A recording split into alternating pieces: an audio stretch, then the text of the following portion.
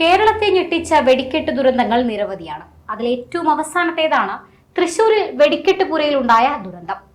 തൃശൂർ പൂരത്തിന് ദിവസങ്ങൾ മാത്രം ബാക്കി നിൽക്കെ ഉണ്ടായ അപകടത്തിന്റെ ഞെട്ടലിലാണ് കേരള ജനത.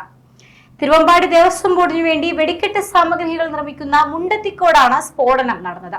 നിലവിൽ 14 മരണം സ്ഥിരീകരിച്ചിട്ടുണ്ട്. മരണസംഖ്യ ഉയരുന്നത് ആശങ്കയിലാക്കുകയാണ്. പുറ്റിങ്ങൽ വെടിക്കെട്ട് ദുരന്തം നടന്ന 1 പതിറ്റാണ്ട് കഴിയുന്ന വേളയിലാണ് മറ്റൊരു വെടിക്കെട്ട് ദുരന്തം കൂടി സംസ്ഥാനത്തെ ഞെട്ടിച്ചത്. ആരാധനാലയങ്ങളിൽ വെടിക്കെട്ട് നടത്തണമോ എന്നതിനെ സംബന്ധിച്ചും മാനദണ്ഡങ്ങൾ പാലിക്കുന്നതിനെ കുറിച്ചും നിയമ പോരാട്ടങ്ങളും ചർച്ചകളും നടക്കുന്ന വേളയിലാണ് വീണ്ടും ഒരു അപകടം സംഭവിക്കുന്നത്. ആരാധനാലയങ്ങളിൽ നടക്കുന്ന വെടിക്കെട്ടിനെ പറ്റി കാലങ്ങളായി ചർച്ചകൾ നടക്കുന്നുണ്ട്. വെടിക്കെട്ട് ഒഴിവാക്കണമെന്ന് വാദിക്കുന്നവരും കൃത്യമായ മാനദണ്ഡങ്ങൾ പാലിച്ച് നടത്തണമെന്നുമൊക്കെ വാദിക്കുന്നവരുമുണ്ട്. വെടിക്കെട്ട് നടത്തേണ്ട സമയവും ദൂരപരിധിയും സംബന്ധിച്ച മാർഗനിർദ്ദേശങ്ങളുണ്ട്. എന്നാൽ അത് കൃത്യമായി പാലിക്കുന്നുണ്ടോ എന്നത് സംശയമാണ്. കൃത്യമായ മാനദണ്ഡങ്ങൾ പാലിക്കാതെ വെടിക്കെട്ട് നടത്തുകയും അപകടം ക്ഷണിച്ചു വരുത്തുകയും ചെയ്യുന്ന സംഭവങ്ങൾ ഒട്ടേറെ ചർച്ച ചെയ്യപ്പെട്ടിട്ടുണ്ട്. ദുരന്തങ്ങൾ സംഭവിക്കുന്ന വേളയിൽ മാത്രമാണ് ഇക്കാര്യങ്ങൾ ചർച്ചയാകാറുള്ളൂ. നേരത്തെ സംസ്ഥാനത്തെ ആരാധനാലയങ്ങളിൽ അസമയത്ത് പടക്കം പൊട്ടിക്കുന്നത് ഹൈക്കോടതി സിംഗിൾ ബെഞ്ച് നിരോധിച്ചിരുന്നു.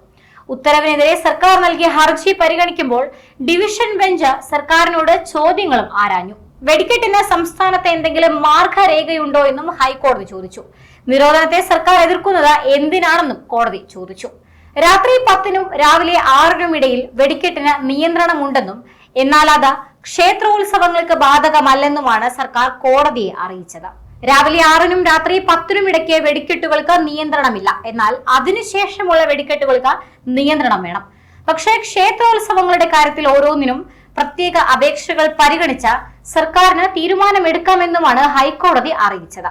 മാത്രമല്ല, കഴിഞ്ഞ വർഷം ഉത്സവങ്ങളുടെ വെടിക്കെട്ട് സംബന്ധിച്ച് കേന്ദ്ര സർക്കാർ പുറപ്പെടുവിച്ച പുതിയ ഭേദഗതി വിജ്ഞാപനം വൻതോതിൽ ചർച്ച ചെയ്യപ്പെട്ടിരുന്നു. കടുത്ത മാർഗനിർദ്ദേശങ്ങളാണ് ഇതിൽ ഉൾപ്പെടുത്തിയിരുന്നത്. വെടിക്കെട്ട് പുരയിൽ നിന്ന് 200 മീറ്റർ അകലെ മാത്രമേ വെടിക്കെട്ട് നടത്താവൂ, പെസോയുടെ പരീക്ഷ പൂർത്തിയാകുന്നവർക്ക് മാത്രമേ ലൈസൻസി ആകാനാകൂ തുടങ്ങിയ നിർദ്ദേശങ്ങൾ ഉണ്ടായിരുന്നു. അത്തരത്തിൽ വെടിക്കെട്ടുമായി ബന്ധപ്പെട്ട ആശങ്കകളും പ്രതിവാദങ്ങളും നടന്നു വരികയാണ്. അതിനിടെയാണ് സംസ്ഥാനത്ത് മറ്റൊരു ദുരന്തം കൂടി സംഭവിക്കുന്നത്. തിരുവമ്പാടി വെടിക്കെട്ട് ലൈസൻസി മുണ്ടത്തിക്കോട് സതീഷിന്റെ വെടിക്കെട്ട് പുരയിലാണ് അപകടം നടന്നത്. പലർക്കും ഗുരുതരമായി പരുക്കേറ്റു. വെടിക്കെട്ടിന്റെ പ്രധാന ചുമതലക്കാരനായ സതീഷിന് ഉൾപ്പെടെയുള്ളവർക്കാണ് പൊള്ളലേറ്റത്. മണിക്കൂറുകൾ കഴിഞ്ഞാണ് തീ പൂർണ്ണമായും അണച്ചത്.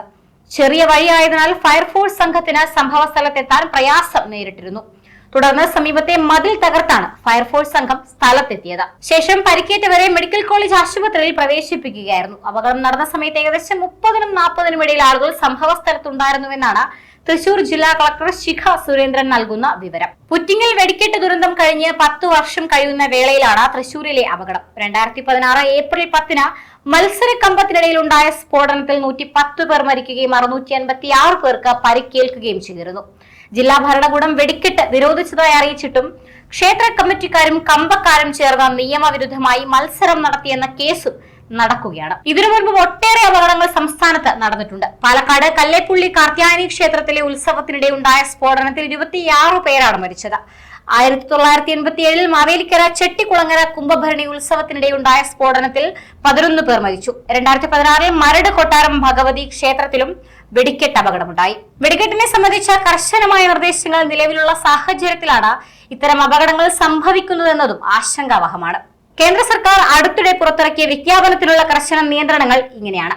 ലൈസൻസ് ഉള്ള മാഗസിനുള്ളിൽ മാത്രമേ വെടിക്കെട്ട് സാമഗ്രികൾ സൂക്ഷിക്കാവൂ. വെടിക്കെട്ട് നടത്തേണ്ട ഫയർ ലൈനിൽ നിന്ന് 200 മീറ്റർ അകലെയാകണം മാഗസിൻ. ഇതുപ്രകാരം തൃശൂർ പൂരത്തിന്റെ ഭാഗമായ വെടിക്കെട്ട് സാധ്യമല്ല. വെടിക്കെട്ട് സ്ഥലത്തെ ബാരിക്കേഡിൽ നിന്ന് 100 മീറ്റർ അകലെ ജനത്തെ ബാരിക്കേഡ് കെട്ടി നിർത്തണം. ഫയർ ലൈനിൽ നിന്ന് 100 മീറ്റർ അകലെയാകണം വെടിക്കെട്ട് പുര. 250 മീറ്റർ പരിധിയിൽ ആശുപത്രി, നഴ്സിംഗ് ഹോം, സ്കൂൾ എന്നിവയുണ്ടെങ്കിൽ അനുമതി തേടാതെ വെടിക്കെട്ട് നടത്തരുത്. Chlorate, lithium, mercury, arsenic, lead, strontium, chromate തുടങ്ങിയ നിരോധിത വസ്തുക്കൾ വെടിക്കെട്ട് നിർമ്മാണത്തിൽ ഉപയോഗിക്കാൻ പാടില്ല. ഇതുറപ്പാക്കാൻ പരിശോധന നിർബന്ധം. കാറ്റിന്റെ വേഗം 50 കിലോമീറ്ററിലേറെ ആയിരിക്കുമ്പോഴോ കാണികളുടെ മേലുള്ള നിയന്ത്രണം നഷ്ടപ്പെടുമ്പോഴോ വെടിക്കെട്ട് നടത്തരുത്. പരിമിത എണ്ണം ജീവനക്കാർ മാത്രമേ വെടിക്കെട്ട് പുരയിലും ഫയർ ലൈനിലും ഉണ്ടാകാവൂ. വെടിക്കെട്ടിന് 15 മീറ്റർ പരിധിക്കുള്ളിൽ ടെന്റ്, വാഹനങ്ങൾ എന്നിവ ഉണ്ടാകാൻ പാടില്ല.